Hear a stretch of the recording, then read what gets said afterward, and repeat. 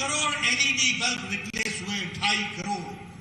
यानी जीवन में ठीक ढंग से जीने के लिए कितनी जिम्मेवारीपूर्ण तरीके से सरकार ने काम किया है, इसको भी हमको ध्यान में रखना चाहिए। अगर मैं उज्ज्वला की बात करूं तो देश में 9 करोड़ सिलेंडर मिले और कर्नाटक में 33 लाख बहनों को सिलेंडर पहुंचाया गया, चूल्हा पहुंचाया गया, ताकि वो लकड़ी के चूल्हे से निजात पा सके। इस तरीके की व्यवस्था में और हमारे कर्नाटक की सरकार ने भी कोई कमी नहीं रखी है।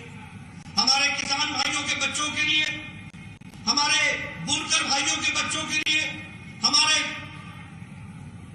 फिशरमैन के लिए और उनके बच्चों के लिए चीफ मिनिस्टर रायता विद्या निधि के तहत उनको मजबूती प्रदान करने की जो आपने ताकत दी है, लगभग 7 लाख परिवार, 7 लाख फैमिली इससे फायदा उठाएंगे। इस बात को भी हमको समझना चाहिए। उसी तरीके से अगर मैं बात करूं कि सेकेंडरी एग्रीकल्चर डायरेक्टरेट है जो किसानों की इनकम को डबल करने की योजना बनाती है, तो वह भी योजना कर्नाटक में है। और सबसे बड़ी बात यह है कि कर्नाटक प्रदेश राष्ट्रीय शिक्षा नीति को धरती पर लागू करने वाली पहला राज्य है जिसने नेशनल एजुकेशन पॉलिसी को अपनाया। मैं यह भी बनाना चाहता हूं कि ग्रीन फील्ड में जो एयरपोर्ट है उसके लिए, ग्रीनफील्ड एयरपोर्ट के लिए 186 करोड़ रुपए की सैंक्शन दे दी गई है और वह भी विकास किया जा रहा है। जहां तक हमारे बुनकर भाई हैं, जहां तक हमारे सविता समाज के लोग हैं, जहां हमारे ड्राइवर्स हैं, ऑटो ड्राइवर्स हैं, टैक्सी ड्राइवर्स हैं, हमारे प्रीस्ट हैं, हमारे जो पुजारी भाई हैं, उनको भी मदद देने का काम किया है, तो वो कर्नाटक की सरकार ने किया है, बोम्मई साहब ने किया है।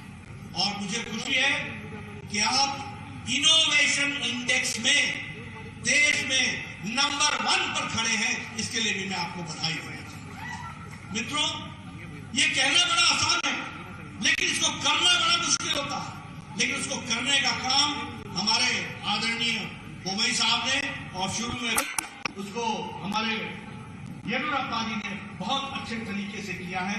इसके लिए भी मैं उनको बधाई देता हूं और उसको हम आगे बढ़ाएंगे, इस बात को भी मैं आपको विश्वास दूंगा।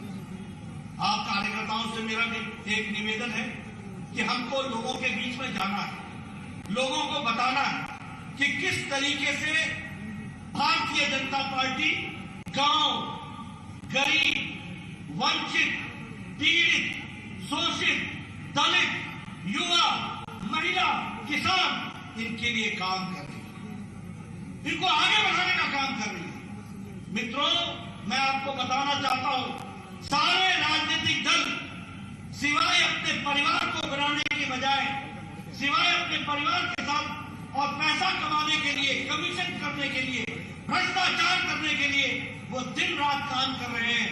वहीं मोदी जी के नेतृत्व में नीचे तक बोम्मई साहब से लेकर के सब लोग दिन रात काम करते हुए जनता की सेवा में लगे हैं और जनता की तस्वीर और तकदीर बदलने के लिए लगे हैं। मेरा आपसे निवेदन है कि आप सेवा भाव से, मन में संतुलन रख करके, संयम रख करके, समन्वय रख करके, सकारात्मक विचार रखते हुए, संवेदना रखते हुए और संवाद करते हुए हम आगे बढ़े और सब लोगों को आगे ले जाने में अपना योगदान करें। मुझे अभी पता लगा कि कुछ दिनों पहले हमारे कांग्रेस के नेता राहुल गांधी कर्नाटक में भारत जोड़ो यात्रा पर आए हुए थे। हमारे मित्रों ने वहां पर उनका बहुत स्वागत किया। मेरे से भी पत्रकार बंधु ने पूछा कि ये भारत जोड़ो यात्रा पर आपको क्या कहना है। मैंने कहा ये भारत जोड़ो यात्रा नहीं है, ये भारत तोड़ो यात्रा है।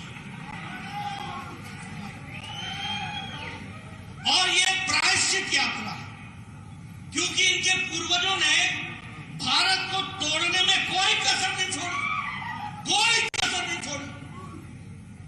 ये तो भारत की महान जनता है और भारतीय जनसंघ और भारतीय जनता पार्टी का तप है, जिसने देश को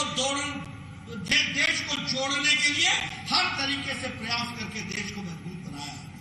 मैं उदाहरण के साथ बताना चाहता हूं, राहुल जी अपने पूछना, आप तो क्या पूछ पाएंगे, लेकिन हां मैं पूछता हूं कि आपको मालूम है कि आपके परनाना ने धारा 370 लगा करके जम्मू कश्मीर को विशेष प्रावधान दे करके एक तरीके से देश से अलग करने का ही काम नहीं किया था क्या? आप जवाब दे सकते हैं?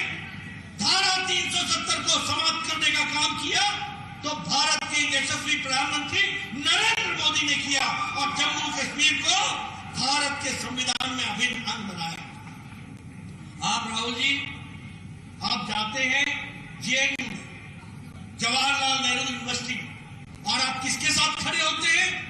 आप खड़े होते हैं उनके साथ जो नारे लगाते हैं, अफजल हम शर्मिंदा हैं, तेरे कातिल जिंदा है। ये अफजल कौन है? ये अफजल वो है जिसने पार्लियामेंट के अटैक का मास्टरमाइंड था। और कातिल कौन हो गया? कातिल हो गया सुप्रीम कोर्ट का जज जिसने उसको फांसी की सजा दी। भारत के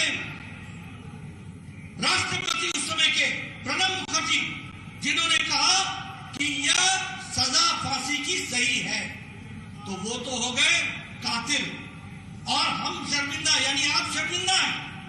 और दूसरी बात भी मैं कहना चाहता हूं कि भारत होंगे तेरे टुकड़े टुकड़े इंशाअल्लाह इंशाअल्लाह, ये कहने वाला व्यक्ति राहुल गांधी जब कर्नाटक में घूम रहे थे तो उनके साथ घूम रहा था, साथ चला हुआ था। ऐसे लोग भारत जोड़ेंगे कि तोड़ेंगे? बताइए, जोड़ेंगे क्या? जोड़ेंगे क्या? जो लोग उनके साथ चल रहे थे वो भारत को और कर्नाटक को कमजोर करने वाले लोग थे कि नहीं थे? थे कि नहीं थे? तो ये आप समझ लीजिए कि ये जोड़ने नहीं चले हैं, तोड़ने चले हैं। और जहां तक विकास की बात है, उससे इनके लिए कोसों दूर है। विकास नाम की चीज ये जानते नहीं है। ये सिर्फ एक ही बात जानते हैं कि कैसे हम सत्ता में बैठे और कैसे हम उसका उपयोग करते हुए अपना काम चलाए और अपने कमीशन कमाए। इससे ज्यादा कांग्रेस पार्टी नहीं सोचती है। अब बताइए, यहां का भी इतिहास ऐसा है कि नहीं है? यहां का इतिहास ऐसा है कि नहीं है? इसलिए मित्रों, मैं आपसे एक निवेदन कर रहा हूं और वह निवेदन यह है कि भारतीय जनता पार्टी को आप आशीर्वाद दें, भारतीय जनता पार्टी को आप मजबूती दें, भारतीय जनता पार्टी को आप ताकत दें और उस ताकत से हम पूरी ताकत लगा करके आपकी सेवा में जुटे रहे। इस बात का प्रण लेकर के मैं आज आपको शुभकामनाएं देता हूं और साथ ही साथ आपको अभिनंदन भी करता हूं इस नए कार्यालय के लिए। इसका सदुपयोग कीजिए और प्रदेश को आगे